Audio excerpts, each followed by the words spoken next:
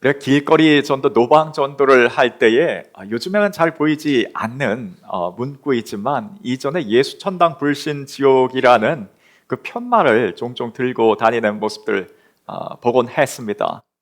근데 가만히 생각해 보니까요, 요즘에도 문구는 조금 좀 순화되기는 했지만 내용은 동일합니다. 예수 천당 불신 지옥입니다. 예수 믿으면 구원받고 천국에 가며 믿지 않으면 지옥에 간다는 것입니다.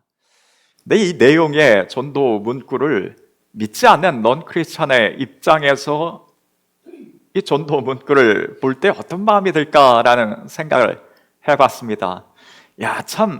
이 종교는, 기독교는 참 합리적이고 도덕적이고 이성적인 종교라고 와닿기보다는 이전에 어떤 죄를 짓더라도 예수 믿으면 다 용서받고 천국에 간다는 것에 대해서 이게 진짜 맞냐고 오히려 좀 물음표를 던지지 않을까 싶습니다. 그런 마음이 좀 듭니다.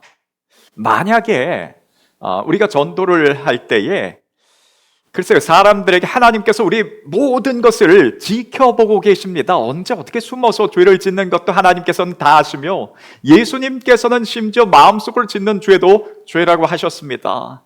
여러분들이 만약 우리 교회에 오시게 된다면 죄 짓지 않고 이 땅을 살다가 천국으로 들어갈 수 있도록 최대한 도울 것입니다. 우리 같이 한번 힘을 모아서 참 선한 행위로서 이 땅을 살면서 하나님께 가기로 같이 한번 노력해 봅시다 라는 이런 말로 전도를 한번 해본다면 이 뭔가 전도의, 교회에서 하는 전도의 문구로서 받아들이기는 오히려 이것이 좀 쉽지 않을까라는 그런 생각을 갖게 합니다.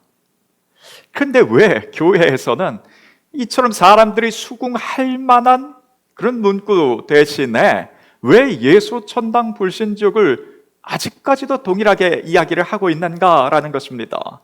근데 예수님을 믿으면 구원받고 믿지 않으면 지옥 간다는 것이요, 어떤 현대 교회에 와서 필요에 따라 교회로 사람들을 불러 모으기 위해서 만든 것이 아니라 생각보다 아주 오래 전에 나와서 자리 잡고 있었던 정통 교리였습니다.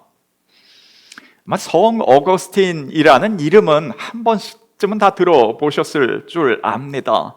어거스틴이라는 사람, 그 앞에 거룩할 성자를 붙여서 이 사람 성직자로서 신학자로서 아주 참 거룩한 삶을 살았기 때문에 성 어거스틴이라고 부릅니다. 근데 이 사람이 원래부터 거룩한 사람은 아니었어요. 그의 어머니 모니카는 아주 독실한 그리스도인이었지만 이 어거스틴은 대략 한 30세까지는 좀 방탕한 삶을 살았다라고 합니다.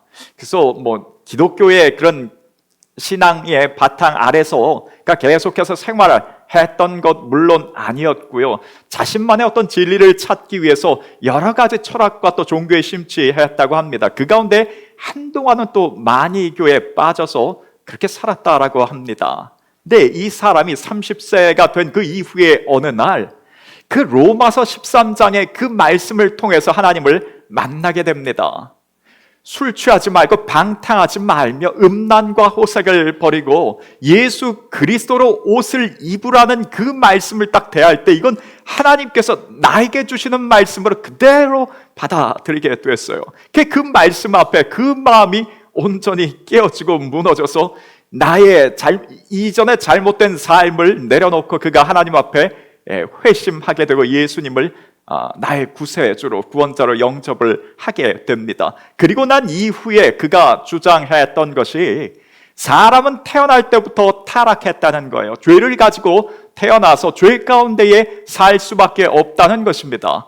그 의미는 아기 때 태어나자마자 어린 아이 때부터 따로 죄 짓는 것을 배우지 않아도, 거짓말하는 것을 배우지 않았고, 미워하는 것을, 시기하고 질투하는 것을 배우지 않았지만 자연스럽게 태어난 어린 아이 때부터 그와 같은 행동을 하는 것은 사람 태어날 때부터 죄를 가지고 있기 때문에 그렇다는 거였어요. 그래서 이미 사람은 타락한 죄인이기 때문에 그 스스로의 힘과 어떤 의지적인 노력으로는 그 죄의 문제를 해결할 수 없으며, 말하자면 천국에 들어갈 수 있을 만한 그런 의로운 사람으로 살 수 없으며 오로지 하나님의 은혜, 십자가의 은혜를 받는 것 외에는 사람은 하나님 앞에 천국으로 들어갈 수 없다는 것을 주장하기 시작했어요.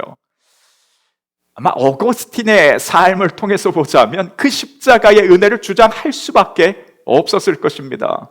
어거스틴의 지난 과거의 그 삶을 돌아보자면 하나님의 그 십자가 은혜 외에는 구원받을 방법이 없던 그런 삶을 살았기 때문에 그렇습니다. 그런데 그 당시에 이 어거스틴 외에 펠라기우스라는 사람이 또 다른, 그 신학자가 또 다른 이야기를 주장하기, 사상을 주장하기 시작했는데, 그 아담의 죄는 그냥 아담의 죄일 뿐이지 사람은 태어날 때 중립적으로 태어난다는 것이었어요. 어떤 죄나 어떤 선을 가지고 태어나는 것도 아니고 그냥 중립적으로 태어나서 그 이후에 사람이 어떠한 삶을 살 것은 그 사람의 의지에 따라서 다르다라는 것을 이야기하기 시작했습니다. 그래, 하나님의 은혜라는 것이 사람에게 있어서 도움이 될 수는 있지만 그게 전부가 아니며, 사람이 어떻게 사는가에 따라서 그는 의롭게 살다가 천국에 갈 수도 있고 혹은 그 반대로 지옥에 갈 수 있다고 이야기를 했습니다. 펠라기우스라는 사람이 이와 같은 말을 할 수 있는 것은 그는 어렸을 때부터 아주 그냥 엄격한 도덕주의자였다고 합니다. 그러니 그런 삶을 쭉 살아왔던 펠라기우스의 입장에서는 이 어거스틴이라는 이런 사람이 아마 가장 어떻게 보면 좀 꼴보기 싫었지 않았을까 싶습니다. 실컷 마음대로 살다 방탕한 삶을 살다가 나는 이제 두 손 들고 하나님 앞에 나 같은 죄인 용서해 달라는 이 어거스틴 같은 사람이 좀 보기 싫었을 거예요. 그런데 양쪽으로 백성들이, 그리스도인들이 이 두 가지 사상에 나뉘게 됐습니다. 그리스도인들이 나뉜 것이 아니라 백성들이 나뉘게 됐어요. 그 왜 그런가 하면 이미 100여 년 전에 AD 313년 그 해에 기독교가 더 이상 핍박받는 종교가 아니라 로마의 국교가, 공인받는 종교가 국교가 되어져 버렸습니다. 그래서 그 어떤 그런 갈등들이, 종교 안에서의 갈등들이 그리스도인 안에, 한 종교 안에서의 갈등이 아니라 백성들 사이의 갈등이 된 것이었어요. 이런 문제들이 있을 때 이 문제를 어떻게 해결했냐면 종교회의라는 기간을 거쳐서 종교회의를 통하여서 어떤 결정된 결과물을 받아들이는 것인데, 이 종교회의를 누가 주관했냐면 로마 황제가 직접 소집하고 주관을 했습니다. 백성들 사이에 어떤 그런 기독교 안의 교리의 문제라는 것은 백성들 사이의 문제임에 그 가운데 정치적인 불안적인 요소를 가져올 수 있기 때문에 그 황제가 직접 그 종교회의를 소집하고 주관했습니다. 대략 한 번 그 종교회의가 열릴 때 2개월에서 3개월 동안의 시간을 갖게 됐고 수백 명의 신학자들, 성직자들이 함께 모여서 그 의결을 했다라고 합니다. 이 어거스틴과 펠라기우스의 이 상반된 입장에 대해서도 종교회의가 열렸는데 418년에 카르타고에서 종교회의, 곧 카르타고 공의회라고 부릅니다. 종교회의가 열렸어요. 그 결과가 어떻게 났는가 하면 어거스틴의 교리를, 이것이 바로 성경에서 가르치는 성경을 기반으로 한 정통교리라고 그 회의에서 확정을 내리게 되며 펠라기우스의 사상을 이단교리라고 그렇게 결론을 내리게 됩니다.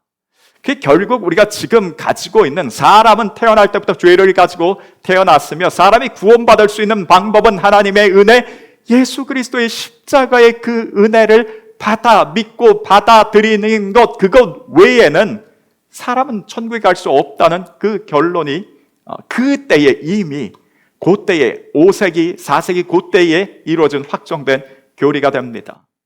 그래서 어떤 지금 현대에 와서 필요에 따라서 만들어진 것이 예수 천당 불신 지옥이 아니라 이미 오래전에 정통교리로, 성경에 입각한 정통교리로 내려진 마침표가 찍어진 내용이었어요.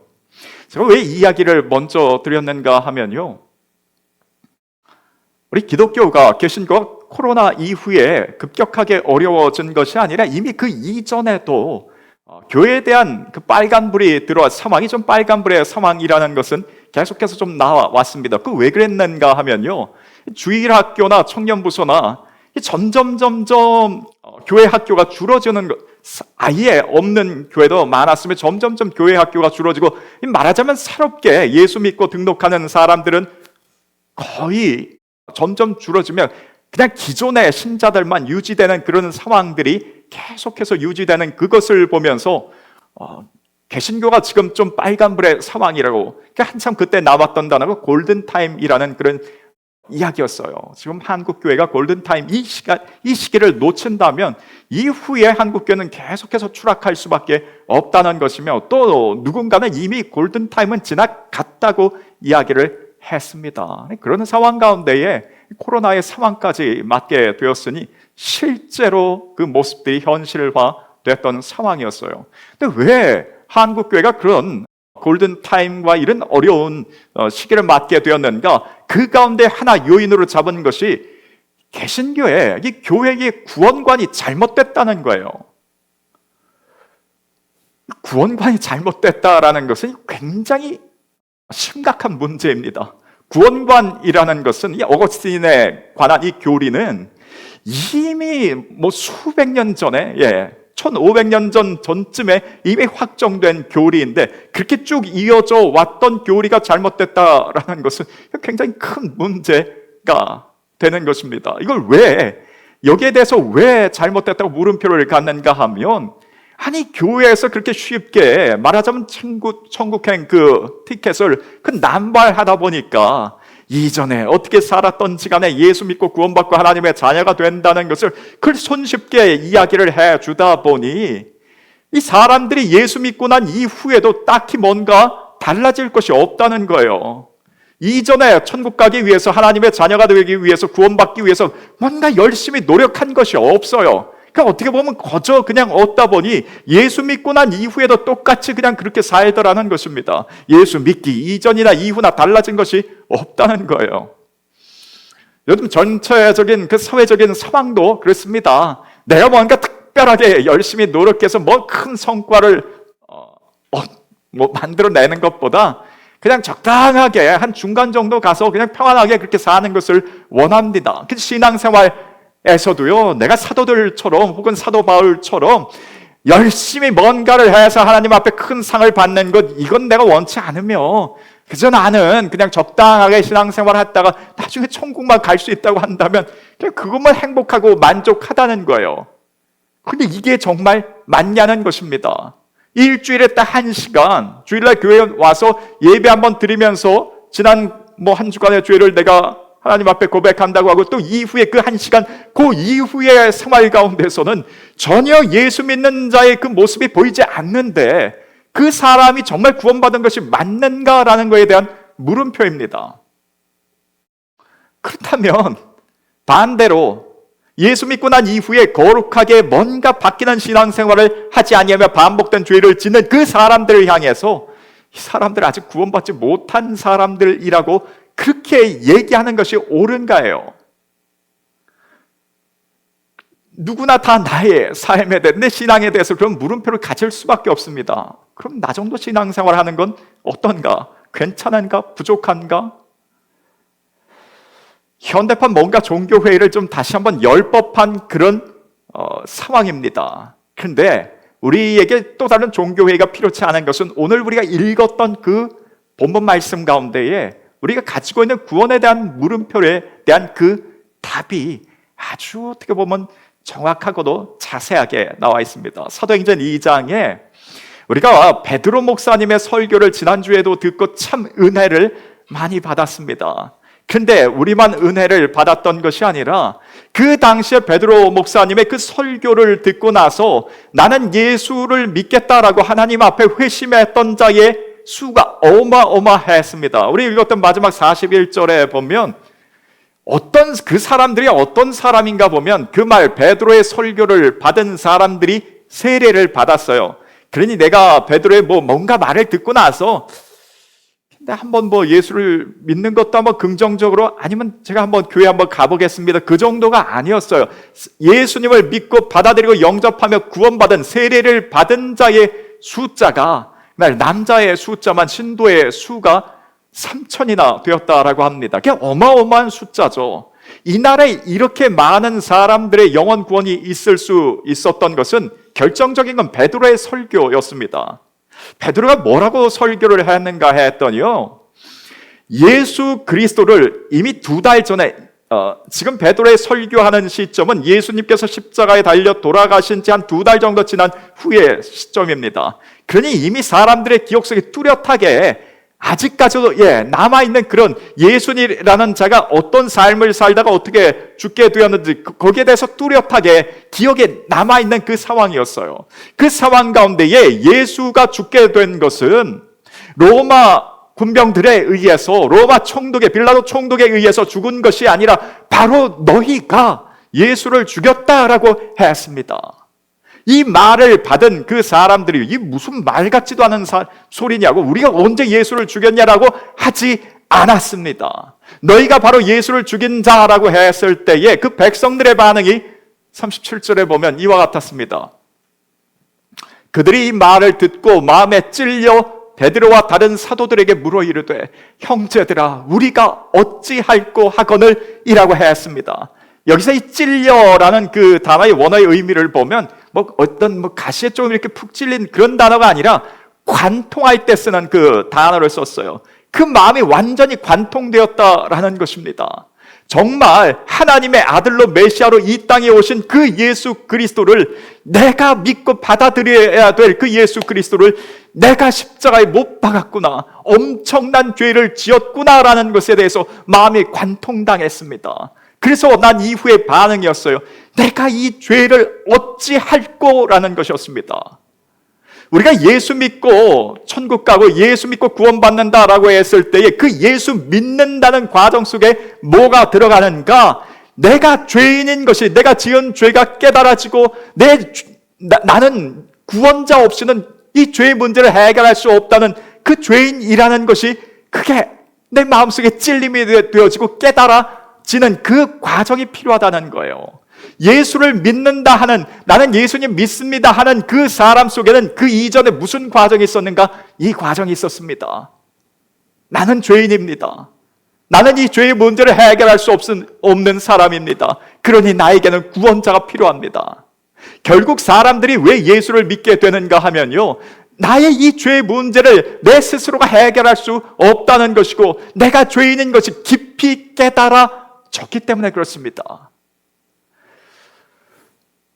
그래서 내가 그냥 예수 믿고 구원받았다라는 거에 대해서 그냥 그걸로 손쉽게 이야기할 수 있는 것이 아니라, 내가 예수를 믿는다라는 거에 대해서는 반드시 이 과정이 들어가 있습니다. 내가 죄인이라는 것이 확고하게 깨달아졌고, 나는 죄의 문제를 스스로 해결할 수 없으며 예수 없이는 나는 죄 가운데 살 수밖에 없다고, 어찌할꼬라는 내가 죄인이라는 거에 대해 어찌할꼬라는 그 과정이, 그 애통함이 반드시 포함되어집니다.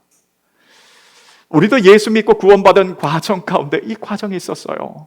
하나님, 나는 죄인입니다. 그러니 나는 구원자가 필요합니다. 나는 정말 지난 내 삶의 과정 속에서 어제 하루만 봐도 내 생각 속에, 마음 속에, 행위 속에, 말 속에 참 많은 죄를 지었습니다 라는 것, 그것이 예수를 믿고 구원받는 과정 가운데 첫 번째였어요. 어찌할꼬, 내 죄에 대해서 깨닫는 것입니다. 이처럼 죄에 대해서 깨달은 자들에 대해서 그 이후에 38절 상반절에 베드로가 이렇게 이야기를 합니다. 베드로가 이르되 너희가 회개하여 라고 했습니다. 죄를 깨달은 자들이 그 이후에 해야 할 것은 회개하는 것이었어요. 회개라는 것은 하나님, 내가 이러한 죄를 지은 죄인입니다, 나를 용서해 달라는 말과 함께, 용서해 달라는 말과 함께 그 행위에서 떠나는 것을 뜻합니다. 계속해서 죄를 지으면서 내가 잘못했습니다, 회개합니다, 그게 끝이 아니라, 회개라는 것은 내가 잘못했다고 하나님 앞에 용서를 구하면서 그 잘못된 행위에서 떠나는 것을 뜻해요. 회개 가운데에 나는 주님 없이는, 예수 그리스도의 십자가 없이는 이 죄 문제를 해결할 수 없는 죄인입니다. 나의 죄를 용서해 주옵소서라고 지금의 내 삶의 모습에서 떠나 예수 그리스도께로 가는 것이 회개입니다. 그래서 우리가 구원받았다라고 했을 때 이 지금 말씀드린 두 가지의 과정만 제대로 우리 마음속에 들어와 있다면, 내가 죄인인 것을 온전히 깨닫고 어찌할꼬, 거기에 내가 회개의 과정, 하나님 내가 잘못했습니다, 용서해 주옵소서라고 내 삶의 방향이 예수 그리스도께로 틀어지는 이 회개의 과정만 제대로 거친다면, 이 첫 번째와 두 번째 이 과정만 제대로 거친다면, 일주일에 한 번 예배드리고 난 이후에 내 맘대로 사는 그 일들은 없다는 거예요. 삶의 모습과 행위가 바뀔 수밖에 없다는 것입니다. 예수 믿고 난 이후에 과거와 똑같이 살 수는 없다는 거예요. 내가 죄인인 것이 깨달아지고 회개하는 가운데 지난 내 삶의 그 모습에서 돌이켜서 예수 그리스도께로 가겠다고 하는 그 회개의 결단과 마음의 결심을 쓴 사람에게 있어서 똑같을 수는 없다는 것입니다. 이전과 똑같을 수는 없다는 거예요. 그래서 실상 우리가 돌아보건대요, 지난 5년 전에 우리 자신의 모습과 10년 전에 우리 자신의 모습, 또한 올해 마지막 주에 있어서 올 초에 있었던 내 모습과 지금의 모습들이 그저 조금씩이라도 주님을 닮아가고 변화되는 그 과정 가운데에 있는 것은 우리가 이처럼 이 과정을 거친 구원받은 자이기 때문에 그렇습니다. 그래서 그 사람이 정말 예수를 믿었는가, 그냥 나 예수 믿습니다라고 말로써 이 사람이 정말 예수를 믿었는가, 내가 정말 예수를 믿었는가, 거기에서 확증할 수 있는 것은 죄에 대해서 내가 죄인이라는 것에 대한 깨달음이 있었는가, 내가 거기에 대해서 회개하고 내 삶이 예수 그리스도께로 돌이키고 주님을 닮아가는 과정 가운데 있는가, 이것을 통해서 내가 예수님을 믿고 있는가, 저 사람이 예수를 믿고 있는가라는 것에 대한 확증을 할 수 있게 됩니다. 그래서 우리가 예수를 믿었다면 점점 조금씩 주님을 닮아가는 그 모습이 우리 삶 가운데 자연스럽게 나타날 것입니다. 그리고 베드로가 회개하여 돌이킨 이 사람들을 향해서 그 다음에 무엇을 하라고 한 가지 더 이야기를 하는데, 각각 예수 그리스도의 이름으로 세례를 받고 죄 사함을 받으라라고 했습니다. 이 당시에 이미 세례는 세례 요한의 물 세례가 있었습니다. 근데 그 세례 요한의 세례와 지금 베드로가 이야기한 세례 가운데 다른 점이 하나 있다면, 주 예수 그리스도의 이름으로 세례를 받으라는 것이었어요. 예수 그리스도의 이름으로 세례를 받는다라고 했을 때 먼저 우리가 알 것은 예수 그리스도에 대한 그 이름이 어떤 의미를 담고 있는가 일 텐데요. 예수라는 것은 그 당시 흔한 이름이었어요. 뭐 철수, 영희처럼 그냥 흔한 이름이었습니다. 예수라는 그 이름 자체에는 하나님께서 우리를 구원해 주신다는 그 의미를 담고 있는 그냥 이름의 뜻이었어요. 좀 흔한 이름이었습니다. 그 흔한 이름 예수의 뒤에 붙은 그리스도는 직명이 됩니다. 그 말하자면 누구누구 목사님, 누구누구 권사님, 누구누구 집사님, 장로님처럼 그 뒤에 직명과 같아요. 그래서 예수라는 그 이름의 뒤에 그리스도라는 직명이 들어갔습니다. 그래서 이 사람은 어떤 사람인가? 그리스도의 그 역할을 하는 사람인데, 그리스도는 하나님으로부터 기름 부음을 받은 특별하게 선택된 자요, 구원자라는 그 뜻을 담고 있어요. 그러니 예수 구원자라는 뜻을 담고 있는 게 예수 그리스도입니다. 우리가 예수 그리스도를 말할 때 보통 그 앞에 무엇을 붙이는가? 주 예수 그리스도라고 붙입니다. 그 주는 모든 세상 만물의 나의 주인이시며 세상 모든 만물의 주인이라는 것이에요. 그래서 주 예수 그리스도의 이름으로 우리가 세례를 받는다라고 한 것은 물세례, 이 당시에 일어났었던 물세례, 몸에 물을 물 속에 나의 온몸을 잠그고 나서 예수 믿기 이전에 나는 죽었습니다. 그 이후에 나는 예수 믿고 난 이후에는 예수 그리스도를 나의 주인으로 구세주로 모시며 살겠습니다라는 그 서약식이 세례가 됩니다. 그러니 이와 같은 세례를 받고 난 이후에 변화가 일어나지 않을 수가 있는가? 그럴 수 없다는 거예요. 이 삶의 변화가 일어날 수밖에 없다는 것입니다. 정말 예수를 믿었다면, 정말 예수님을 믿고 세례 받은 자라면 변화가 일어날 수밖에 없다는 것입니다. 이처럼 변화된 자들을 향해서 끝으로 베드로가 이와 같이 약속을 해줍니다. 하반절에 그리하면 성령의 선물을 받으리니라고 했습니다. 또 다른 성경에서는 이 성령을 말하자면 도장과 같이 인증하는 도장과 같이 이야기를 하는데, 이 사람은 예수 믿고 구원받은 자라는 것에 대한 확증과 도장으로 성령께서 그 사람 가운데 임하신다라는 것입니다.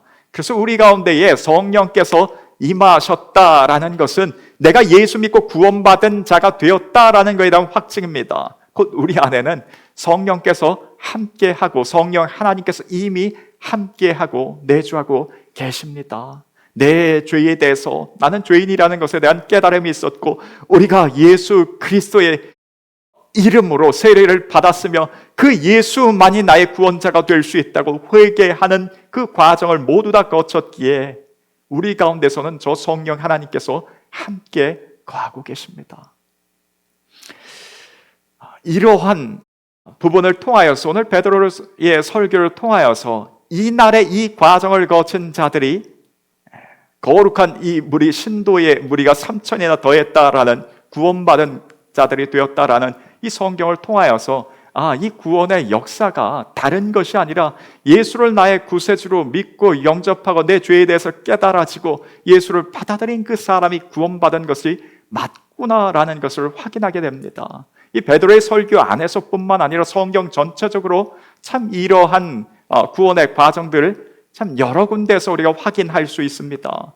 바울과 실라가 감옥에 갇혔을 때 찬양 드렸어요. 근데 찬양 드렸더니 옥문이, 지진이 일어나고 옥문이, 성령의 역사로 문이 열렸습니다. 이후에 간수가 왔을 때 옥문이 다 열린 것을 보고 야, 이 뭐 죄수들 다 도망갔구나라고 하면서 스스로 목숨을 끊으려고 했어요. 그랬더니 바울과 실라가 그러지 말라고, 우리가 여기 있다고 했습니다. 간수가 얼른 그 앞에 무릎 꿇고 찾아와서 내가 어찌하여야 구원을 얻으리까라고 했을 때 주 예수를 믿으라, 그리하면 너와 내 집이 구원받으리라 라고 했습니다. 예수님께서도 동일하게요, 복음서에서 많이 말씀해 주셨던 부분들이 나를 믿는 자는 영생을 얻었고 라고 했습니다. 믿는 자는 앞으로 어떻게 하는가에 따라서 영생을 얻을 수 있을 것이라 라고 한 것이 아니라 확증적으로 완료형으로 말씀해 주셨어요. 얻었고 라고 했습니다. 사망에서 생명으로 옮겨졌다라고 했습니다. 그래서 예수 믿고 구원받는다는 이 구원의 진리, 복음의 능력과 이 진리에 대해서 우리가 물음표를 갖지 않기를 원합니다. 간혹가다 우리 삶 가운데에 누구든지 신앙생활 하는 가운데 기복이라는 것이 있습니다. 그래서 내가 한참 하나님 앞에 열심을 가지고 뜨겁게 신앙생활 할 때에는 그렇지, 나는 구원받은 하나님의 자녀이지에 대한 확신이 있다가도 어느 순간 내가 요즘 이처럼 이렇게 생활하는 거 볼 때에 이게 내가 구원받은 자가 맞나라고 싶을 때가 있습니다. 베드로의 같은 경우, 이 설교를 하는 베드로도 그랬습니다. 예수님의 제자로 3년 동안 모든 것을 다 버리면서 주님을 따르며 신앙생활 할 때도 있었지만 그 어느 한 순간에서는 예수님을 모른다라고 부인하면서 저주까지 했던 것이 베드로였어요. 근데 그 삶의 모습 가운데 곧 딱 예수님께서 십자가에 달려 돌아가시기 전 그날 밤만 따로 떼어놓고 베드로를 본다면 베드로 같은 사람이 무슨 목회자가 될 수 있겠냐고, 무슨 그리스도인이냐고 할 만합니다. 그런 사람이 어떻게 구원받았냐고. 다윗의 일생 가운데서도 그 밧세바와의 그 범죄 현장만 딱 띄워놓고 본다면 이 사람은 당장 하나님의 심판을 받아 죽어마땅한 사람이지 구원받은 사람이 아니에요.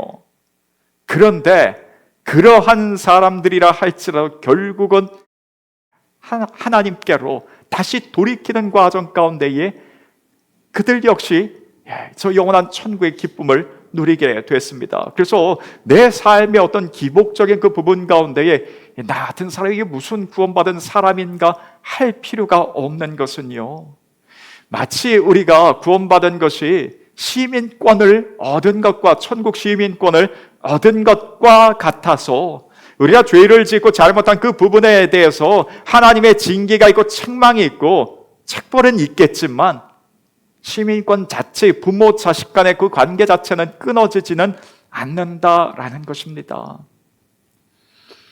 결론적으로 복음에는 이와 같은 능력이 있습니다. 사람을 구원하는 능력이 있어요.